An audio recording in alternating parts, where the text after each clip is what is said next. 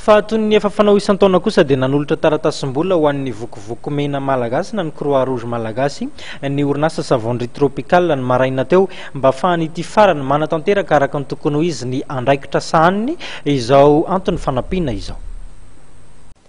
Valopolo sy eninjato sy roa alina sy valo hetsy sy iray tapitrisa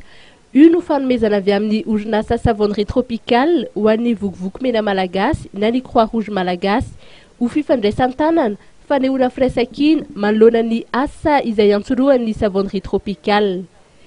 Efa ho 7 taona izay no nisy ny fanomezana toy izao ataon'ny Savonnerie Tropicale ary avy amin'ny savony citronnelle no anangonana ireo vola atolotra ho an'ny Croix Rouge malagasy. Manao jirotonika amin'ny zavatra efa natao zany tamin'ny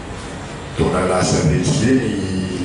raha taolaliana hatramin'ny vita tamin'ny taona lasa ny vola hoe ny natokana ho an'ny vokovoko mena malagasy dia afaka ampian'izay fa amin'izao fotoana journaliste araiky zao efa natratra 20 868 540 ariary raha atambatra daholo ireo ataontsika hoe fanampiana nataonay naraka amin'ny vokovoko mena malagasy araka hitanareo ity tamin'ny taona lasa teo 1 820 680 ariary ny vola afaka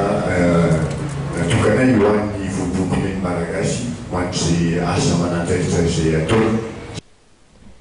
Nomarian'ny filohan'ny Croix Rouge malagasy fa n'inona ny fahasahiranana izay nosedran'ny Savonnerie Tropicale dia nanampy hatrany ny vokovoko mena ity orinasa malagasy ity. Fa antaonany maro zao raha tsy diso hoe 7 taona angambany izay fa mipitony androany tsy tapaka mihitsy isaky ny volana janoary toy izao ny fionany ionany Savonnerie Tropicale sy ny Croix Rouge malagasy amin'ny fifanomezan-tanana. N'inona fahasahirana ny diavy ny orinasa Savonnerie Tropicale dia tiako manambara horentanitra fa nandritra izay 7 taona izay dia tsy tapaka ny fiarah-miasa fanomezan-tanana famoanana nataon'ny orinasa ny Croix Rouge malagasy.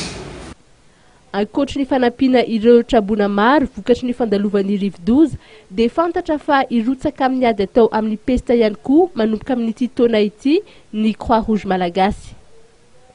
Voalaza moa fa mila fifanomezan-tanana ny fanampiana ireo mpiarabelona araka ny teny falevan'ny Croix Rouge malagasy hoe ampio izahay hanampy.